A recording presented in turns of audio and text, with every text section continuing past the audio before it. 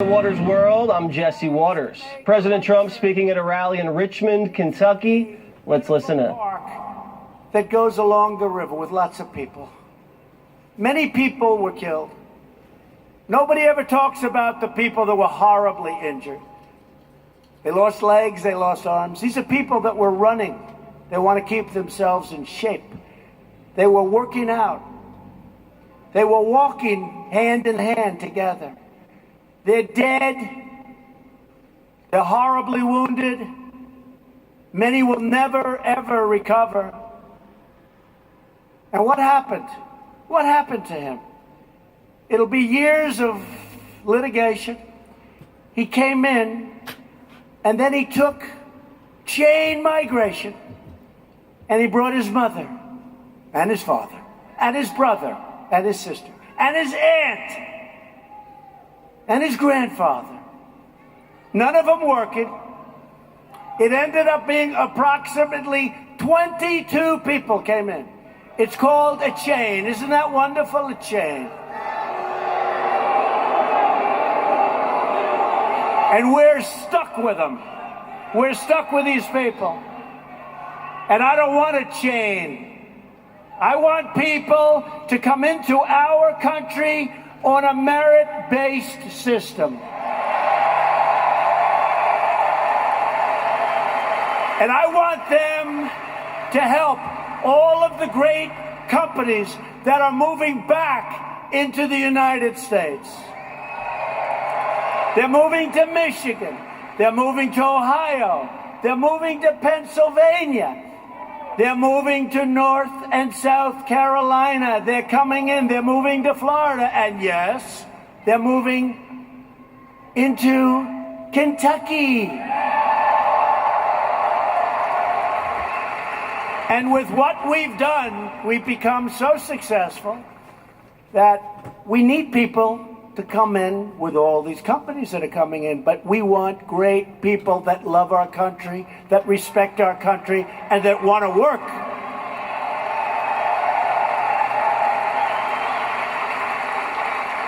This election is about safety and is about prosperity. Since the last election, and these are numbers that the fakers back there, the fake news, would never have allowed me to say. They'd never, in a million years, if I ever said this during the campaign, they would have had headlines. We've created over 4.2 million new jobs.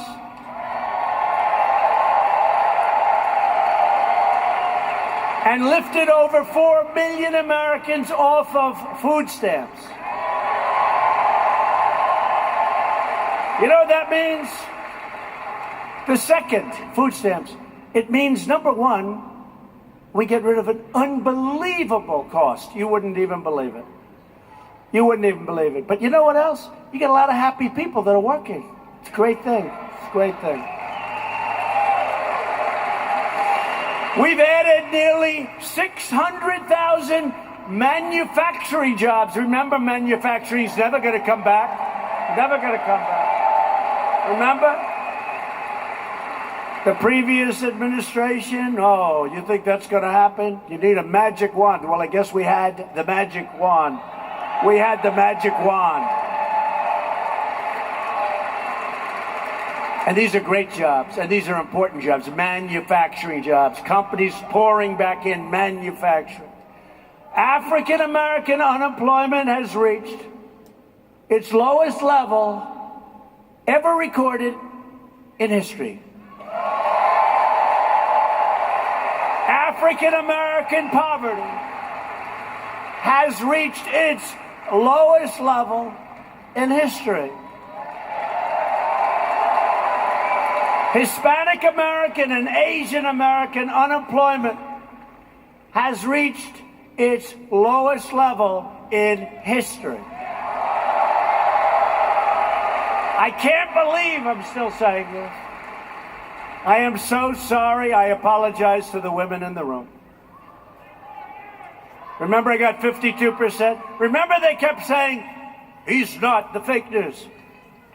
That's right. Remember, he said, they were all saying, he will not do well. with women. Wow, did we do well with women? Did we do well? He will. Fake news. We did really well with women.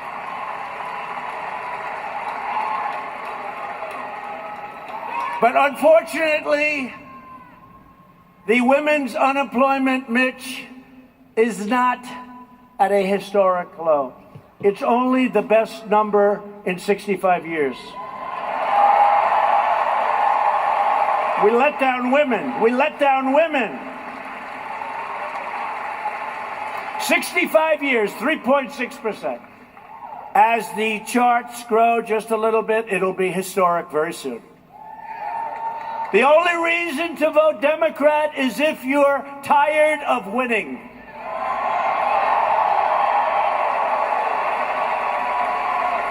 You know about winning. You really know about winning. Those horses win. You people are winners. I'm just afraid that Kentucky is winning too much.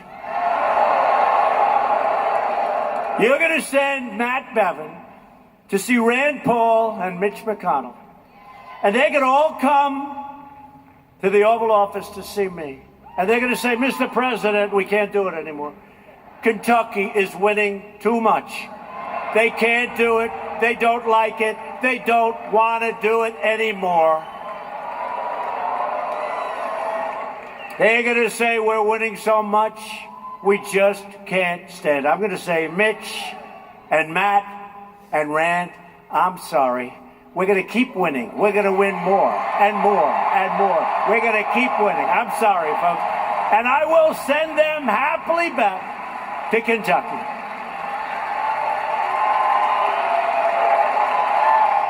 You're winning a lot. That was President Trump in Richmond, Kentucky, once again firing up voters ahead of the midterm elections. And here with reaction, former Trump campaign manager Corey Lewandowski and conservative columnist Ann Coulter, author of Resistance is Futile, one of my favorites. All right, Ann, I want to play some sound for you. By the way, this is probably the most fair and balanced panel I've ever had. Agreed. And because of that, I'm going to play a Democrat. I'm just kidding. Ann would knock my head off. No, I want to play some sound of the president praising Mitch McConnell, and let's listen. He goes down as the greatest leader, in my opinion, in history. What we've done is incredible together. But he's better when I'm president than he ever was when anyone else was president. Trump made Mitch great again, or as he's known favorably, Cocaine Mitch. What do you think, Ann? How are you going to turn that into immigration? Okay, give me 30 seconds. Well, right after Kavanaugh gets through, and he is in Kentucky, okay, you got to praise Mitch McConnell. But by and large, I think the mistake of the Trump administration so far is Trump giving into the Mitch McConnell agenda rather than the other way around. McCain couldn't win the way the country's been changed by immigration. McCain couldn't win, Romney couldn't win. Trump won. So why don't Republicans in Congress think, oh, this guy knows how to do it. Let's be like him. Let's pass funding for the wall and get the Democrats to vote against it. No, they go straight back to the old Republican playbook, tax cuts, military spending, continue the various wars we have around the universe. Who are the biggest stars right now in the Democrat or Republican Party? Donald Trump, Lindsey Graham, and that wonderful Bill Cassidy. And Corey Lewandowski. If you could play that clip, that would be great too. What did they do? They stood up to liberals. Yes. You know the Bill Cassidy clip. Yes. He goes up to some woman who I think had brought her children into the halls of Congress, and oh, you've ruined my children's future. And he looks at the kids and said, your mother's making you into a pawn. Don't ever be a victim like that. And if you're ever accused falsely as an adult, don't worry. They won't get away with it. Exactly. And Corey. Mitch McConnell does say he's going to get a lot of wall funding in the lame duck Congress if there is one. What do you think? Well, look, I think where you have to praise Mitch McConnell is him actually getting the federal judges through the system. This president's put 84 judges into the system, which has long-term ramifications for the electorate and for the people in the country for the foreseeable future.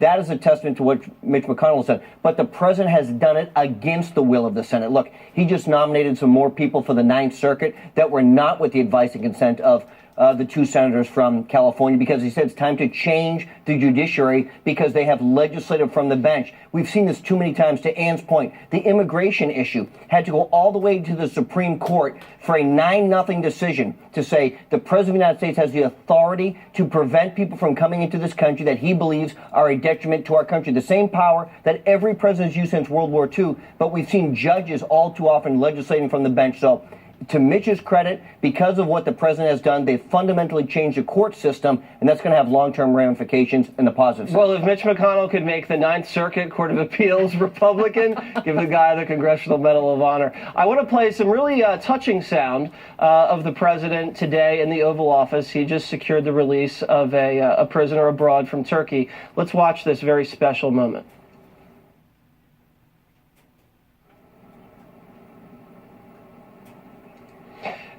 In the Oval Office when he was there praying with the pastor who was just released from Turkey. Can we play that? All right, so we all saw that today. To the build the wall chant. I know Ann wants to talk about popular immigration, but it was a very special moment when he secured the release of this prisoner. And this president has done that consistently, whether it's in North Korea, whether it's in Afghanistan, or all around the world. And the American people, when they see this, there it is right there, when they see this, it shows that this president really cares about each individual American. Yes, and not only that, I mean, all of the pastors, and a lot of black pastors, praying with Trump during the campaign, I thought it was absolutely sincere and genuine when he said in response to the Access Hollywood tape that running for president has changed him. And I just like to see Trump, who you don't really think of as... Look at the pious, humble Trump right there bowing down. I mean, that's just... I don't think you've never really seen that before. Holy roller before he ran for president, but you can't have that many Christians praying over you and praying with you without having that affect you. Right. Corey, what do you think? Look, I think the mainstream media wants to overlook all the success that this president has of bringing Americans home who have been captive overseas. No one's talking about the woman who was a captive against her own will in Egypt that he brought home. If you remember, he went to Joint Base Andrews one night at midnight to see people come back off that plane who were overseas. This president has done this time and time and time again without bucket loads of money, without palletfuls of cash going overseas. He's not negotiating with these nations. He's saying, you send our people home or we're going to have a problem. And he is drawing a line in the sand that those other nations have continuously walked across in previous administrations. And this time they understand if you cross this person, he is not a man to be trifled with, and there will be a recourse. And so we saw that today, and I think that family and the nation is very happy that he's back on U.S. soil. And speaking of drawing... If I could be the Democrat here, all that, though that is true, and Trump is strong, I'm not really that enthusiastic. That's not bringing people out to vote. What are these people doing in ridiculous countries to begin with? What we wanted was a wall. Well, yes. And you don't have to keep saving people who did... I feel like it's, skiers who go off into a no-skiing area. Avalanche warning, don't go. And we have to spend all this money to get them back. Don't go to these countries. Well, I mean, Turkey can be a very nice place to be. Sometimes for some I'm people. glad we got them. I'm not saying it's a bad thing, but it's a much more important thing to protect the Americans who live here. Well, speaking of that, the president really delineated that vis-a-vis the midterm elections. Here was his contrast. Let's listen. The fact is, Democrats have become the party of crime. They have. Republicans are the party of safety, and we are the party of jobs, jobs, jobs. So the president has, I believe, a gift politically for really just in black and white terms. They're socialists, we're capitalists. We like law and order. They love crime. No other, I believe, president has ever put anything in those stark terms before, and that's what's driving these liberals mad. He's totally right on the immigration issue, though if he goes along with Jared Kushner's idea on prison reform, he'll be the crime president. So, warning, Mr. President. And lock him up, right? One other thing about the immigration issue, you're right about the courts. The courts will not matter. The Kavanaugh nomination will not matter. If immigration changes this country enough that we can never get another Republican president, they're just going to pack the courts, and all of these victories will be footprints in the sand. All right, stand by. Corey is very fired up about some fake news propaganda coming out of NBC News. You guys got to see what this company did to Donald Trump, all right? We're going to have that next. And more from the president's rally. Stay tuned.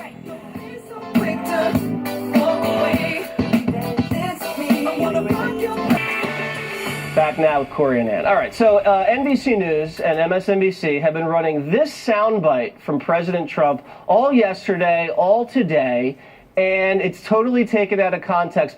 This is what NBC News has played about Donald Trump talking about the Civil War, and then I'll explain what they cut out afterwards. Roll it.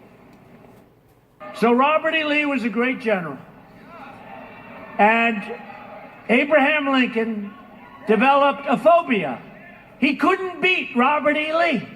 He was going crazy. I don't know if you know this story. But Robert E. Lee was winning battle after battle after battle. And Abraham Lincoln came home. He said, I can't beat Robert E. Lee. And he had all of these generals. They looked great. They were the top of their class at West Point. They were the greatest people. There's only one problem. They didn't know how the hell to win. They didn't know how to win. And then the president goes on during the speech, and he says, Ulysses S. Grant, they finally found this guy, had a little bit of a drinking problem, wasn't good looking, didn't go to West Point or whatever, didn't look great. They picked him, he knew how to win, and he got the job done. But NBC News cut that out, and now they're just saying Donald Trump praises Confederate General Robert E. Lee as great, Corey. Jesse, this is the narrative that the mainstream media always wants to do. Look, there was just a study that was released from the Media Research Center that said 92% of the coverage of this president has been negative. Now, that'd be fine if we were at 25% unemployment or we had the worst crime in our nation's history, but we are winning at every single turn. So what they want to do, once again, is be selective of their coverage with Trump. They don't want to give the full story. But I always say this, the American people are very smart. They're tired of the mainstream media lying to them. They've turned to other outlets. And what the best thing that we have is Donald Trump directly to the American people giving his message, because exactly what happened is what you said happened. He went on to say, hey, we found this guy, he did a pretty good job. Ulysses S. Grant, not only did he actually win the war, he actually went on to be a pretty good president of the United States, too. And so maybe we should recognize him. And he happened to be in Ohio at the time, and that was the point of the whole discussion, but NBC didn't want to talk about that. Right. I mean, he was talking about Robert E. Lee militarily was good at killing people, and he didn't dwell on that. He wasn't praising the guy for what he stood for. Do they have editors at NBC, Ann, that can say, you've deceptively edited the president's soundbite and then have totally smeared him into making him look like he's doing something he didn't do? No, I'm so glad you were setting this straight because, as you know, my remote is spot welded to MSNBC. Every 10 minutes today, they're just doing this like out of the blue. Trump just started praising Robert E. Lee. And by the way, he was a great general. He is studied the way Napoleon is studied. But the point was, as Corey said, he was in Ohio. It was leading to the point that Lee was this unbelievably great general, crushing the Union forces with about a quarter the size of the force. Half his soldiers were barefoot, and he's still beating the Union Army. So, yeah, of course it was keeping Lincoln up at night. He sends in a guy from Ohio. I just can't believe that they think they can get away with it. Well, luckily for you and this show, they can't. So Waters World is the ombudsman. That's where we are. All right, over at CNN, this is what they're talking about when everybody's running around banging on doors and screaming at people. The right, rightly so, has called these almost Antifa type of people, these radical left-wing activists, a mob. You can't say that over on CNN. Listen to this. When you see people like Ted Cruz getting chased out of restaurants by a mob. You're not going to use the mob word here. It's totally a mob. It is without a doubt. There's no other word for it. It's a go on, put up the video. Mob. Stop. You know what it reminds me of? Remember Fort Hood? That was workplace violence. Yes. They just want to change the meanings of the word to fit their narrative, Corey. Well, it's not truth. It's just I forgot to be completely honest. I mean, it's amazing. Jesse, look, the bottom line is these guys are so liberal. They've lost all their viewership. They have now gone and lost all of middle America. Because here's what happens. The American people see on television Ted Cruz being drawn, chastised in a restaurant. They see this on multiple people. From a mob. This wasn't one person yelling, right? This wasn't like Jeff Flake or somebody getting yelled at in an elevator. This was a mob of people. And what's amazing, Jesse, look, It never happens to me, unfortunately, because I kind of look forward to that kind of stuff, to be honest with you. You do. But the mob mentality is, let's destroy property, let's throw rocks through windows, let's light cars on fire, let's destroy the Republican Party headquarters. No one wants to cover those things. Those are just angry individuals who want to express themselves through graffiti on your building is how they define it. But it wasn't a mob. All right. Well, we got to run, and I just want the audience to know, Corey says he's not afraid of the mob. He welcomes the mob. You know what? I'm afraid of him. Don't bother me at dinner. All right, I want to finish. I'm eating with Jesse tonight, by the way. No, we're not going out at all. You know, I have a book on the mob. You might want to mention it. Well done, Ann. Perfect. I'm not selling it, but if you want to know about the mob, it's demonic. All right. The left completely unhinged and calling for violence against conservatives again. Tucker Carlson reacts next.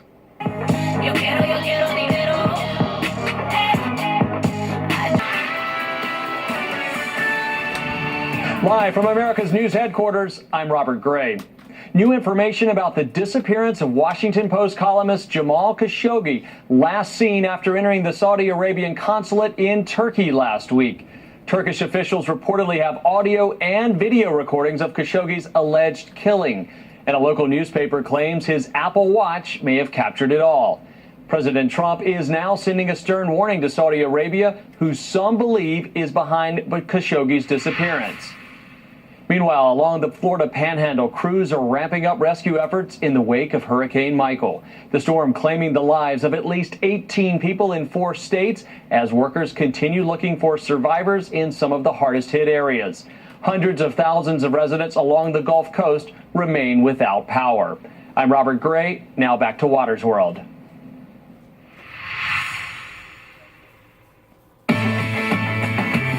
The RNC hitting back at the violent left after weeks of raging protests against newly confirmed Supreme Court Justice Brett Kavanaugh.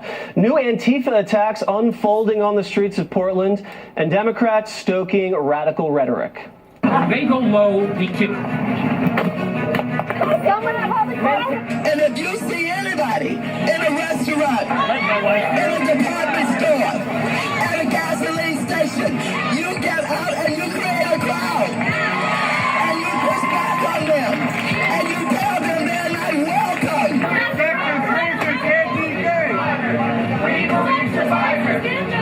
I just don't even know why there aren't uprisings all over the country. Maybe there will be.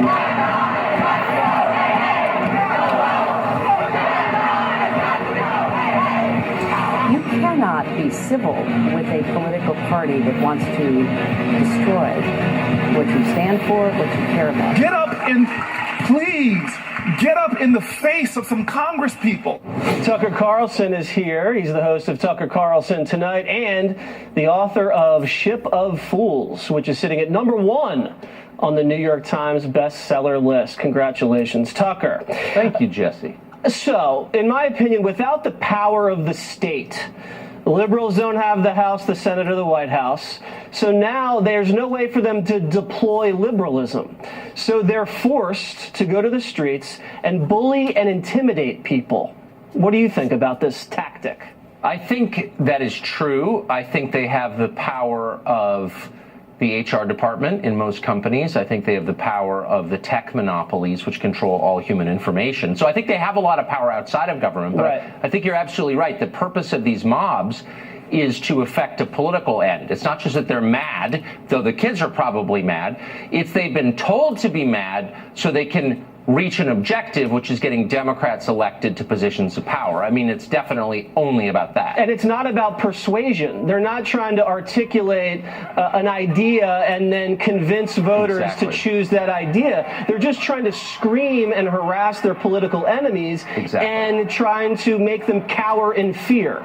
That's exactly right. And by the way, liberals, Democrats, if they wanted to make a case for middle-class economic empowerment, for populist economics, they'd probably just win, actually. That might be just easier. Don't say that. Don't tell them that. There could be liberals watching, Tucker. So Trump wins out of nowhere. Why not steal his ideas and make them your own? That's what a healthy system does. Yeah, I mean, a rotten system does this. You're right, because, you know, they never did a real assessment of why they lost in 2016. They totally forgot about the working-class white men and women in this country. And they've doubled down on identity politics, and instead they could be talking about health care, college tuition, anything else, but now they're dwelling on Kavanaugh, which is a losing issue for them. Well, because it's insane. I mean, the idea that the Kavanaugh debate was about an entire race of people, it's white men, I mean, it's like that's crazy talk.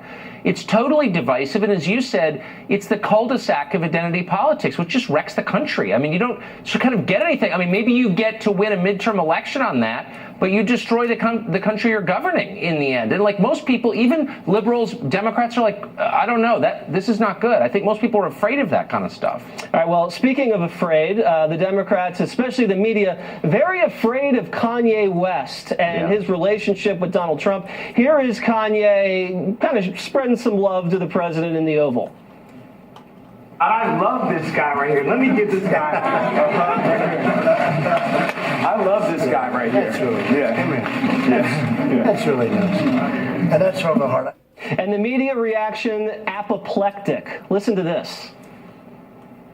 Wow. Okay, I'm doing this for everybody who's watching us who turned their volume down.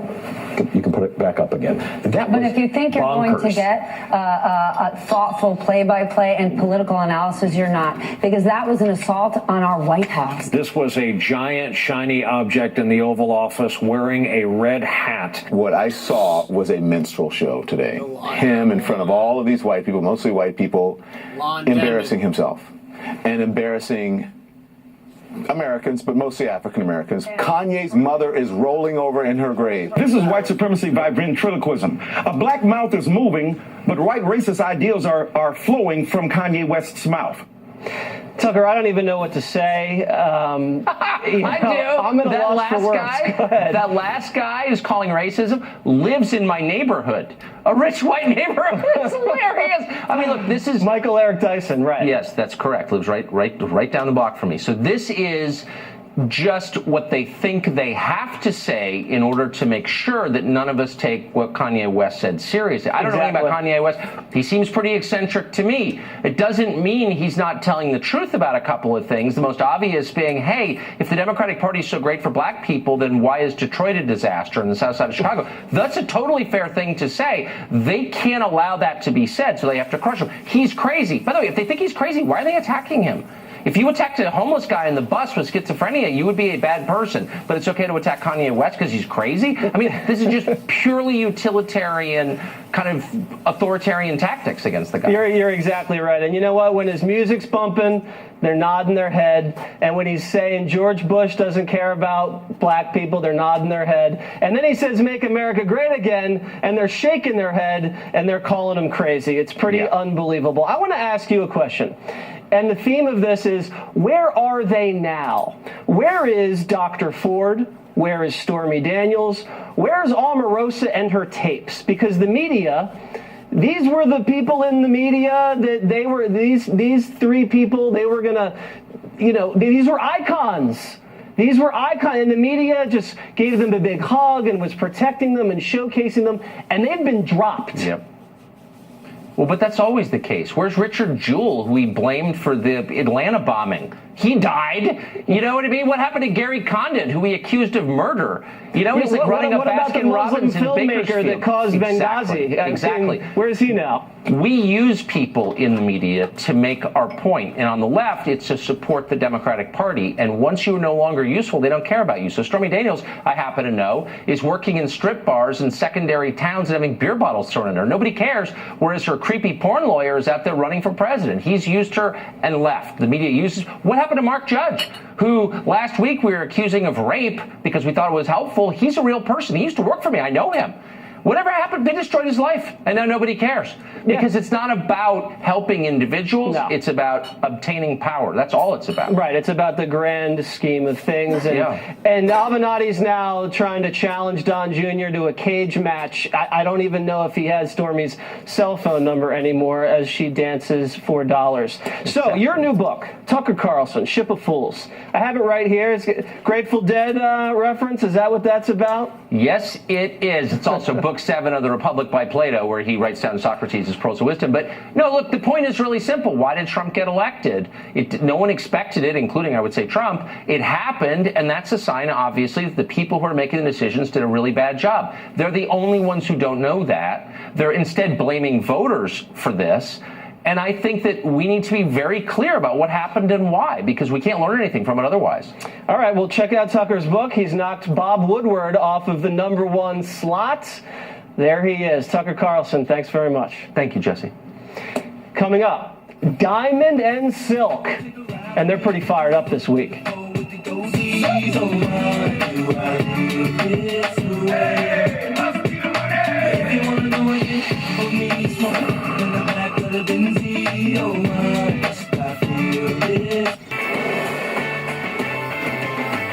The liberal media melting down over Kanye's meeting with President Trump on Thursday. Here's some of what Kanye had to say. There was something about when I put this hat on, it made me feel like Superman. The liberal would try to control a black person through the concept of racism because they know that we are very proud, emotional people. The problem is illegal guns. Illegal guns is the problem. Not legal guns. We have the right to bear arms. We have to bring jobs into America because our best export is entertainment and ideas. But when we make everything in China and not in America, then we're cheating on our country. I'll tell you what, that was pretty impressive. But the mainstream media has been hating on Kanye ever since he came out as a Trump supporter. Listen to this nasty stuff they've had to say over at CNN. Kanye West is what happens when Negroes don't read. And we have this now, and now Donald Trump is going to use it and pervert it, and he's going to have somebody who can stand with him and take pictures.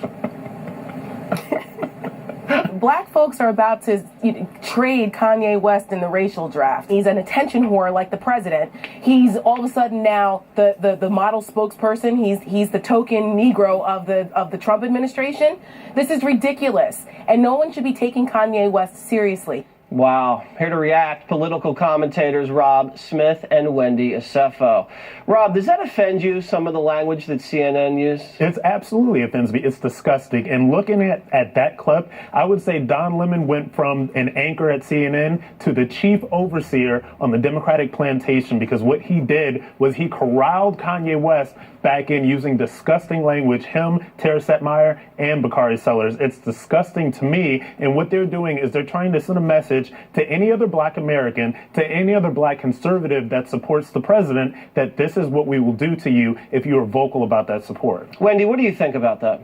My problem with Kanye is not the fact that he wants to support Donald Trump because he has the right to. My problem is that he was given the ability to go to the Oval Office and he basically performed in ignorance. And what I mean by that is the fact that when he went there, he could have talked to Donald Trump about what's going on in Chicago. He could have talked about stop and frisk. He could have asked Donald Trump, why did he cut mental health reform and why else did he cut education? But he did not. He used that time to basically be a minstrel show and pound on the table. I completely disagree. Minstrel show is a strong word. And it's fine for you to disagree, but this is what I also think. I think that the conservative party, the GOP, has to decide when is it okay for black athletes and performers to either shut up and dribble or them to become the beacon of hope for your party, because you can't have it both ways. Wendy, he actually did bring up stop and frisk. He said he doesn't like stop and frisk and told the president that he should knock it off. But go ahead. And for you to call it a minstrel show, you are doing what every other black person is doing right now to anybody who dares to espouse That's not true. Conservative. You did. You just did it.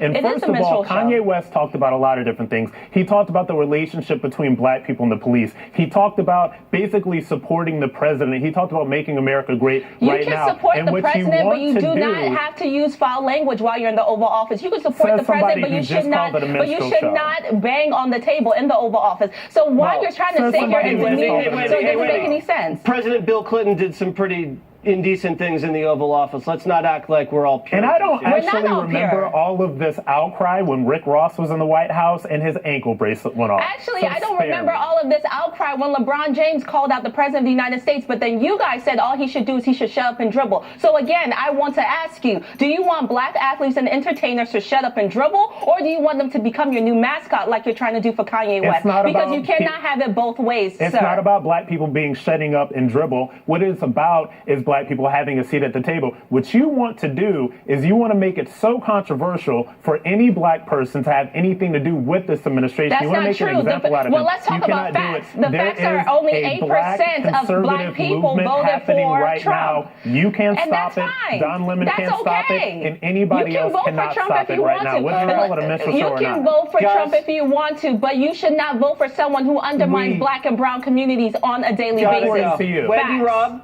healthy debate. We got to run. Thank you guys very much. Thanks. All right. Up next, Taylor and Kanye get political. Diamond and Silk are getting political too. Up next.